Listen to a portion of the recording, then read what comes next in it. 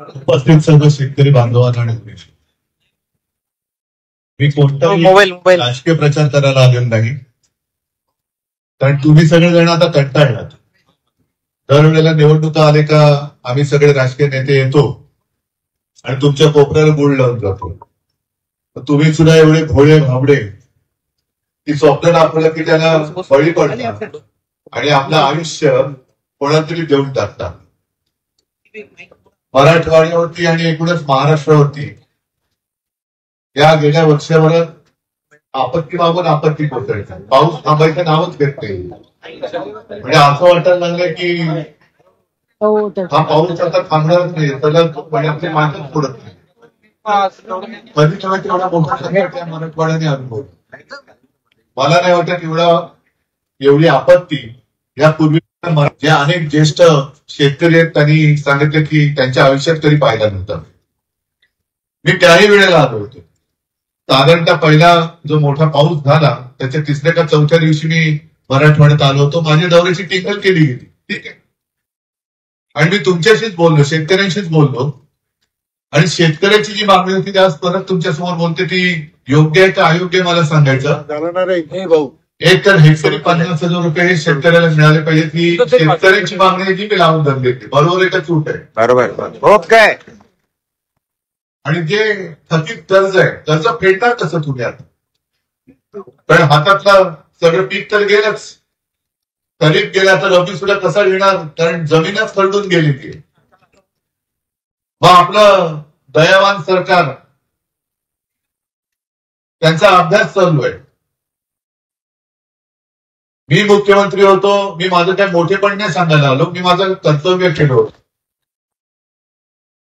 असं वाटलं की कधी नाही ती एक संधी अनपेक्षित पण कोणी मागणीची वाटते बघितली. हा कोणती समिती नाही, कोण आलो तर माझ्याकडे मागण्या कोणीच नव्हतं, पण मी माझं कर्तव्य म्हणून केलं होतं. मग आता हे जे अभ्यास करतायत, माझं म्हणणं असं आहे की त्यावेळेला मी कर्जमुक्ती करून दाखवली होती ना, मिळाली होती की नव्हती तुम्हाला? सगळी माहिती गोळा केलेली आहे ना. मी काही घरी नाही घेऊन गेलो ती माहिती. सगळ्या शेतकऱ्यांची सर्कल निहाय माहिती सरकार दरबारी जमा आहे. मी जी काही यंत्रणा लावली होती ती यंत्रणा सुद्धा सरकारी यंत्रणा होती. मी काय खैरे साहेब अंबादासाठी आपल्या सगळ्या लोकांनी घेऊन नव्हतं पाठवले पैसे. सरकारी यंत्रणा वापरली. ती सरकारी यंत्रणा सुद्धा सरकारकडे आहे. महात्मा फुले यांच्या नावाने आपण शेतकरी कर्जमुक्त योजना राबवली होती. तिची संपूर्ण माहिती सरकार दरबारी आहे. अभ्यास कसला करताय? परदेशी समिती म्हणजे कोण परदेशी? म्हणजे आपले प्रवीण परदेशी माहिती, पण मुद्दाम म्हणजे परदेशी समिती येणार आणि माझ्या स्वदेशीची माहिती घेणार. कसला अभ्यास करणार? मग मधल्या काळामध्ये जरा शेतकरी एकवटला असं वाटलं होतं गेल्या आठवड्यात. मला वाटलं काहीतरी होईल, पण परत एकदा मुख्यमंत्र्यांनी कोपऱ्याला गुळलं होतं. कधीची तारीख दिली आता? 30 जून. आज महिना काय सुरू झाला? नोव्हेंबर. पहिल्या कर्ज फेडले. फेडणीची ताकद आहे.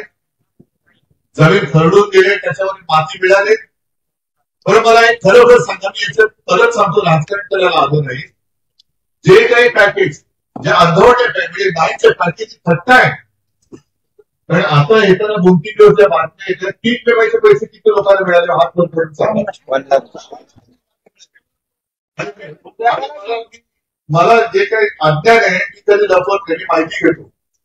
साधारणतः मला सांगा, कोणीतरी एखादी कोणी पीक विमा इकडे भरला होता त्याची माहिती घेतली होती?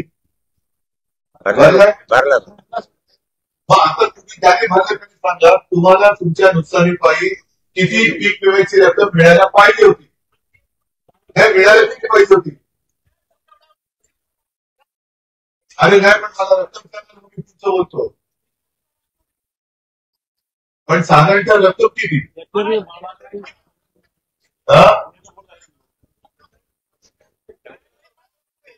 40 ते 50,000 रुपये. एकरी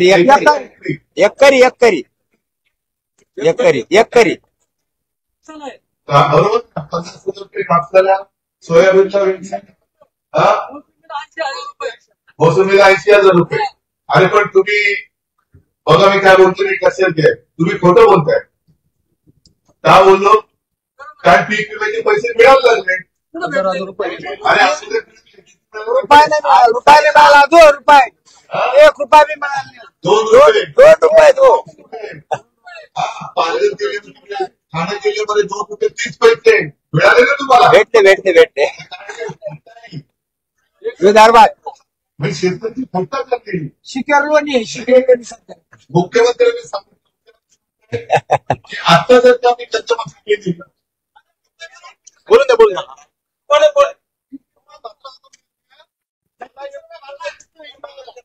जरा मोठ्यात बोल. 89 रुपये मिळालं म्हणलं मला. 89 रुपये किती मिळालं पाहिजे होतं? 40 रुपये भरले त्या.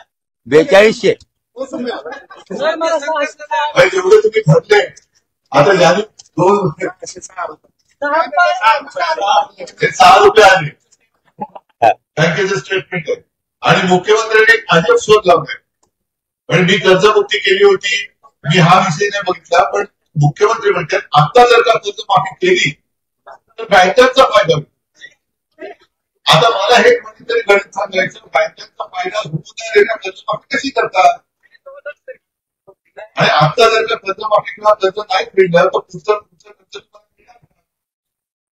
कर्ज कर्ज मिळणार का? आणि जर मिळालं आणि 30 जूनला जर का ते कर्जमाफी करणार असतील तर मग 30 जून पर्यंतचे हप्ते तुम्ही फेडायचे की नाही फेडायचे? पण जर जून मध्ये कर्ज माफच होणार असेल तर आता हप्ते भरायचे की नाही भरायचे मुख्यमंत्र्यांनी सांगायचे. आणि भरायचे असतील तर कुठून भरायचे? कारण याची जमीनच वाहून गेली. तो पहिले माती मागतोय. कर्जाच्या आधी हे सगळे घेऊन ठेवा. कर्ज फेडण्याच्या आधी आम्हाला पहिल्या कर्ज माफी करण्याच्या आधी पहिले माती तर द्या, मग पुढचं कर्ज द्या. आणि म्हणून मी तुम्हाला विचारायला आलं हे हा विषय मी काय सोडणार नाही. मी तुम्हाला न्याय मिळेपर्यंत तुमच्यासोबत राहणार. फक्त एक लक्षात घ्या, आता केंद्रीय पथक आपल्या बरोबर फिरत आहे. तुमच्याकडे येऊन गेलं नाही येईल करायचे. आज पेपरमध्ये मुंबईतून दिसतात फोटो टॉर्चमधून पाहणी करतायत.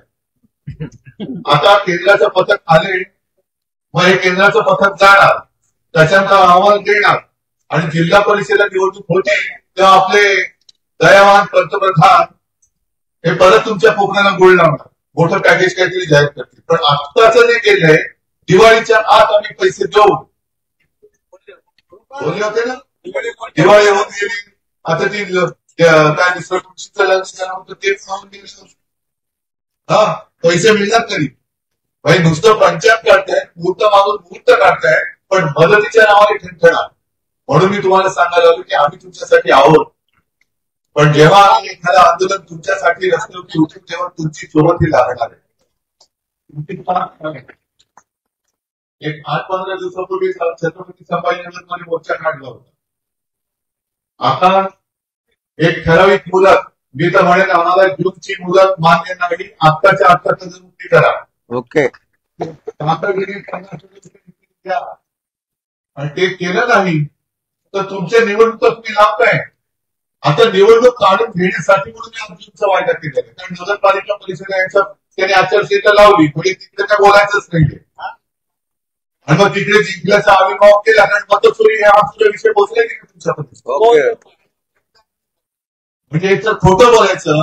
अजित पवार तर वेगळ्याच सांगतायत की आम्हाला जिंकायचं होतं म्हणून आम्ही कर्जमाफी बोलतो, पण आम्हाला पण अडचणी आहे.